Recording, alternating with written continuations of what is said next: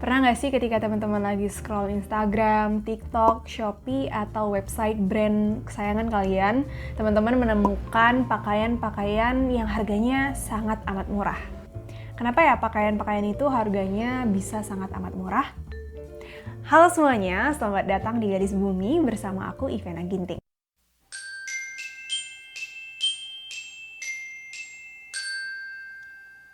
Bicara tentang pakaian murah, aku biasanya mengkategorikannya menjadi dua. Pakaian baru yang murah dan pakaian second yang murah. Nah, kalau di kasus aku lebih milih tim pakaian second yang murah. Tapi di video kali ini kita akan bahas tentang kenapa ya pakaian baru harganya bisa sangat murah. Aku sendiri punya pengalaman beli baju baru yang super duper murah. Seingat aku sih kejadiannya itu ketika aku kelas 1 SMA. Jadi sekitar tahun 2015-2016an. Nah, ketika itu belanja online belum semarak saat ini ya. Nah, di situ aku beli 3 item. Yang pertama itu jaket denim, yang kedua itu kayak kemeja, dan yang ketiga itu kayaknya rok span yang warna hitam. Untuk harganya jujur aku lupa banget detailnya, karena ketika aku scroll Shopee aku ternyata nggak ada riwayat pembelian itu lagi. Seingat aku untuk jaketnya harganya sekitar 80 ribuan. Untuk kemejanya itu harganya kayaknya 20 ribuan, dan untuk roknya harganya 17-20 ribuan. Nah, ketika barangnya sampai, aku nggak ekspektasi terlalu tinggi sih, karena memang harganya juga murah banget. Untuk jaketnya ya standar-standar anak SMA pada zaman itu, aku ngerasa udah cool banget lah ya. Untuk kemejanya, aku nggak bisa bohong, kemejanya itu kaku banget dan terkesan kayak plastik gitu. Aku nggak tahu mendeskripsikannya, tapi ketika aku pakai sekali, kemejanya tuh sama sekali nggak menyerap keringat. Jadi aku lebih cepet bau badan. Untuk roknya aku sebenarnya suka tuh, karena pas di aku, dan jarang banget rok itu pas di aku karena ya memang badan aku kecil gitu. Tapi ternyata roknya terawang banget. Kalau misalnya kita diamin gini nggak apa-apa sih, tapi kalau kita jalan dia agak nge-stretch dan langsung kelihatan tuh. Jadi pada saat itu aku cuma pakai sekali untuk roknya, dan kemejanya juga aku pakai sekali. Mungkin karena faktor harga yang murah itu juga, aku ngerasa nggak terlalu rugi untuk langsung buang atau dikemanain. Nah, pada saat itu aku sama sekali belum melek sama isu lingkungan ataupun isu ketenaga kerjaan, tapi aku berjanji sama diri aku sendiri, aku nggak akan beli lagi pakaian-pakaian murah kayak gitu, karena memang bener-bener nggak nyaman di aku ketika aku pakai, dan nggak worth it aja gitu. Sayangnya pada saat itu aku belum mempertanyakan kenapa sih harganya bisa sangat amat murah. Untuk membuat harga pakaian-pakaian itu murah dan diminati oleh banyak orang, pasti akan ada yang dikorbankan. Karena harga 20.000 yang kita setor ke penjual bukan harga sebenarnya dari barang tersebut. Ada banyak hal yang dikorbankan dari pakaian-pakaian murah itu. Aku akan mengkelompokkan hal-hal yang dikorbankan dari baju murah menjadi 3 kategori. Yang pertama materialnya, yang kedua sumber daya manusianya, dan yang ketiga adalah lingkungannya. Kita mulai dari materialnya. Material yang digunakan untuk membuat pakaian pada saat ini sudah banyak berubah dari natural fabric ke synthetic fabric. Natural fabric itu contohnya seperti katun, wool, silk, bambu, dan lainnya. Sedangkan synthetic fabric itu contohnya seperti polyester, akrilik, spandex, nylon, dan lain-lain. Untuk kain sintetik ini harganya memang relatif lebih murah daripada kain natural. Dilihat dari kelebihannya, kain-kain ini biasanya kekuatannya lebih tinggi, daya tahannya lebih baik, dan dimensinya tetap stabil. Untuk kekurangannya sendiri, kain sintetik biasanya berasal dari bahan bakar fosil. Selain itu, kain ini tidak biodegradable, yang mana artinya kain ini akan tetap berada di bumi sampai ratusan tahun ke depan. Kain ini biasanya juga kurang nyaman dipakai karena kain ini tidak menyerap keringat, tidak mempunyai sirkulasi udara yang baik, dapat mempercepat perkembangan bakteri di kulit kita sehingga dapat mengakibatkan gatal-gatal, ruam-ruam, infeksi, dan bau badan. Selanjutnya, hal yang dikorbankan adalah sumber daya manusianya.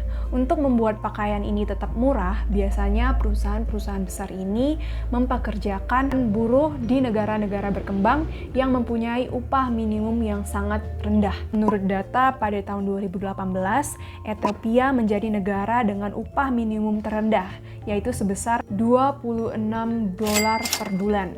Selain itu, lingkungan gereja mereka juga sangat memperhatikan. Seperti yang terjadi di Dhaka, bangunan bernama Rana Plaza rubuh dan menewaskan 1.134 orang dan sekitar 2.600 orang lainnya luka-luka. Bangunan itu adalah bangunan yang difungsikan sebagai tempat industri garmen atau pakaian. Meskipun keadaan bangunan itu sudah buruk sebelum kolaps, tapi bangunan itu tidak diperbaiki untuk menekan harga produksi dari pakaian-pakaian yang dibuat di sana. Nah, selanjutnya hal yang dikorbankan tentunya adalah lingkungan kita. Biasanya dalam proses pembuatan pakaian itu pasti melewati proses bleaching atau pewarnaan. Tidak jarang pewarna yang digunakan adalah pewarna sintetis yang merusak lingkungan. Dan biasanya limbah-limbah yang dikeluarkan oleh industri tekstil ini langsung dibuang ke sungai tanpa dikelola dengan baik untuk menekan biaya produksi dan menjadikan pakaian ini tetap murah. Bahan-bahan yang digunakan untuk membuat pakaian pada saat ini kebanyakan adalah bahan sintetis. Bahan sintetis ini seperti polyester, nylon, dan lain-lain mengandung mikroplastik. Bahan-bahan ini ketika dicuci akan melepaskan mikroplastik. Air bekas pencucian kita itu akan masuk ke jaringan air kita, akhirnya terlepas ke laut, dan di laut akan dimakan oleh binatang-binatang seperti ikan, dan akhirnya sampai di perut kita saat kita memakan ikan tersebut. Selain itu, kita harus mengorbankan banyak sekali air hanya untuk menciptakan satu kaos. Menurut data, untuk menciptakan satu kaos, kita membutuhkan 2.700 liter air. Itu dapat dipakai untuk menghidupi orang selama 900 hari. Bayangin aja itu untuk satu kaos. Dan ini biasanya sangat kita sepelekan, mungkin karena hal tersebut nggak ditulis di label baju kita. Selain itu, lingkungan juga dirugikan karena banyaknya pestisida yang digunakan untuk menumbuhkan katun. Pestisida yang digunakan sangat berbahaya untuk ekosistem di sekitarnya dan juga banyak mengakibatkan penyakit bagi petani katun. Nah, itu dia sebagian hal-hal yang membuat pakaian-pakaian bisa dijual dengan harga yang sangat murah. Jadi ketika kita membeli pakaian dengan harga yang murah, kita juga sedang mengorbankan kesehatan kita, orang lain, dan juga lingkungan kita.